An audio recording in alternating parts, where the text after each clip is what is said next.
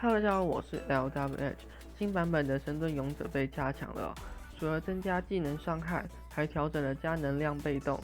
虽然减少了击杀一个敌人后获得的能量，但是现在全场都能得到获得能量的效果。这是我上次平衡性调整影片漏掉的内容，因为这一点改动让神盾勇者的辅助能力更强。今天我要来推荐的组合是超级神盾勇者，因为获得能量的效果延伸至全场的关系。所以前排超级骑士也能加到能量的，然后超级骑士的大范围技能也能帮神盾勇者补伤害，又不容易抢人头，让他更容易触发被动。再带上2个3倍能量型后排，火枪手可以补足单坦的压力，治疗射手可以防晕眩流，而且有加能量的关系，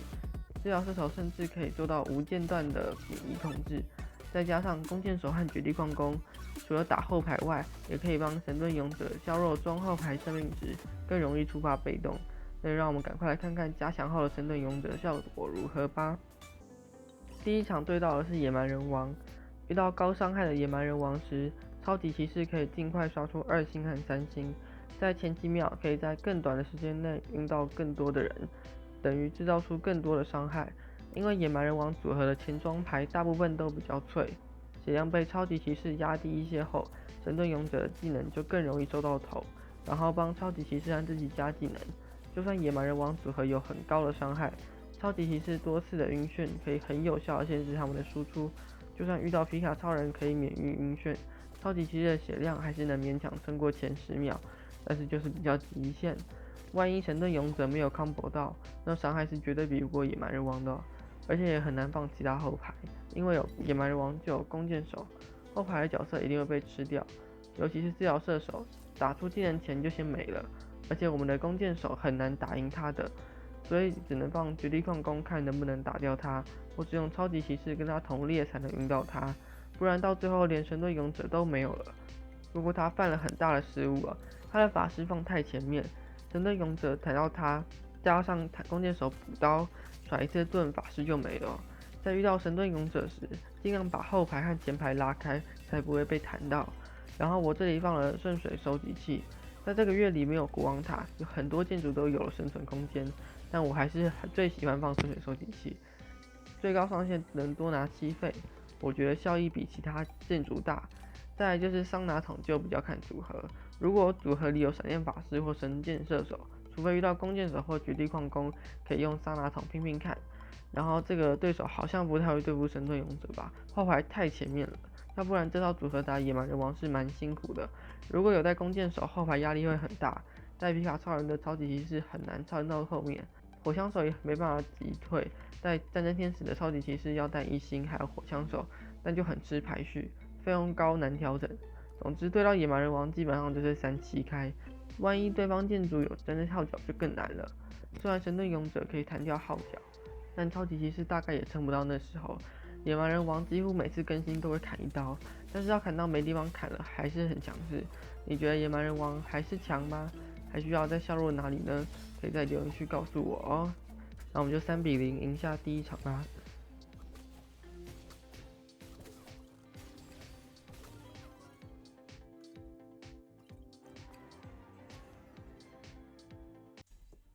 第2场遇到的是新英雄 Nature Born， 这一星期玩下来，我觉得 Nature Born 不算太强，但是在跟一些角色配合时会非常厉害。在人形状态时，我觉得最适合的是闪电法师和治疗射手，只要保持在高血量，这些有超级技能的后排就可以一直补充能量，比战争天使还要厉害。Nature Born 一次技能可以加2能量，如果时间对上了，等于他们只要打1-2下就有技能。就可以达成无限晕眩或无空档免疫控制，但是在化身成鹿时，技能额外效果就比较稍微弱了，因为 Nature Born 会治疗最近的友军，但以他的血量单坦会有点危险，需要有人在旁边分摊伤害。但是坦克要保持满血，除了战争天使，其他都蛮难做到的，所以在比较难触发被动在坦克身上。双坦的话还行，因为可以给后排治疗，然后加伤害，3坦也可以。但在这个伤害很高的版本，要让前排补满血还是比较难。总之，我自己觉得 Nature Born 在这个伤害爆炸的版本，人形状态会比化身成鹿时还要强一点。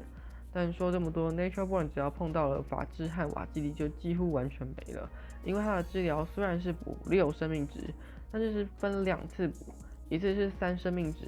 然后他们2位可以减少75% 的治疗量，也就是说只要被补的量低于4生命值，然后受到减治疗的负面效果时，补量就是0，等于把 Nature Born 的技能完全压制了。还有他们2个不是热门角色哦，不然 Nature Born 刚推出就完全拿不出手了。然后在这场里可以看到闪电法师和 Nature Born 的恐怖，晕眩空档非常短，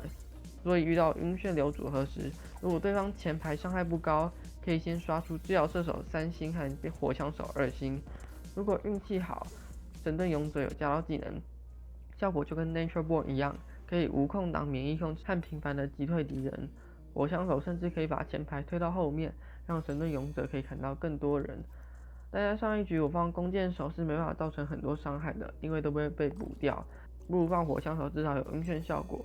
虽然现在看起来我们是劣势的一方，但是我们还有治疗射手，所以后面还是有一点机会。就算他的闪电法师3星也不用怕，神盾勇者和 Nature Born 都是能给队友补充能量的英雄。差别是神盾勇者触发条件比较难达成，但是补充的能量较多是全场都有。运气好能在短时间内补充很多，运气不好就是几乎完全没有。Nature Born 的触发条件较容易，但是只有一小部分友军可能获得，补充效率较稳定。如果2个英雄对到，就看神盾勇者的整盾能击倒多少人了。然后我没有刷到第2个治疗射手，所以我决定加火枪手，决定看3星血能控到多少了。超级骑士超残血爆，在一波3连晕，成功控住场面，然后超级线的赢下一局，差一点就3比0输了。然后现在比他多了3费，说不定就差这3费多一个后排技能。但是我之前刷掉太多治疗射手，所以有可能刷不到第3个治疗射手加技能范围。这次平衡器调整动了治疗射手基础技能范围，所以不加2星的话会更难治疗到更多人。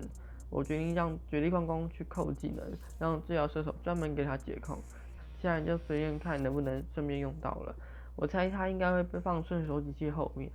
其实我应该把超级骑士往左放一排的，因为就算矿工没有猜对位置，也会被顺手机器挡住。放中间就一定会被治疗到了，然后弓箭手应该就换成绝地矿工的，因为面对 Nature Born， 弓箭手伤害很低，不如多点技能给矿工。结果我猜错位置，他的闪电法师3星的技能空档更短，我又没有帮治疗射手加技能范围，这局看起来很危险的。绝地矿工倒了，治疗射手目标转向超级骑士，但是我的治疗射手能量收集慢了一点，全部被闪电法师控住。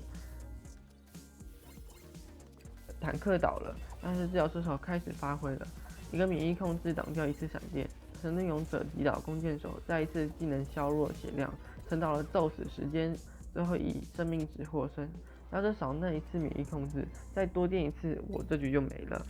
如果 Nature Born 加闪电法师组合成为 Meta 的话，治疗射手出场率应该会大幅提升，毕竟为唯一一个能解除友军控制的角色，要对付晕眩流只能派他出场了。把治疗射手放最后，闪电法师第一波没办法晕到他，那他就可以帮其他人解控了。不管技能加多少，闪电法师完全一点办法没有。看起来治疗天使还会再抢一段时间哦，但是野蛮人王弓箭手还是更胜一筹。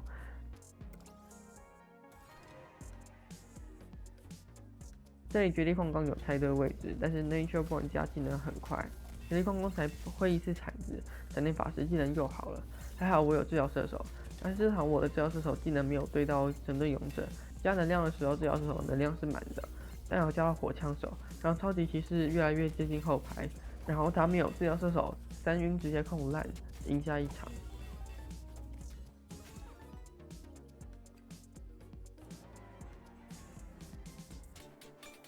神盾勇者加强后，加能量辅助更强，不会再这么鸡肋了。虽然有无敌效果的时期比较强，但是现在版本更好的做一些特别的配合，我觉得好玩很多。你觉得加强后的神盾勇者如何呢？在留言区告诉我哦。今天影片就到这里结束啦。如果喜欢影片，请帮我按个喜欢，订阅我，还开启小铃铛。我们下次影片见啦，拜拜。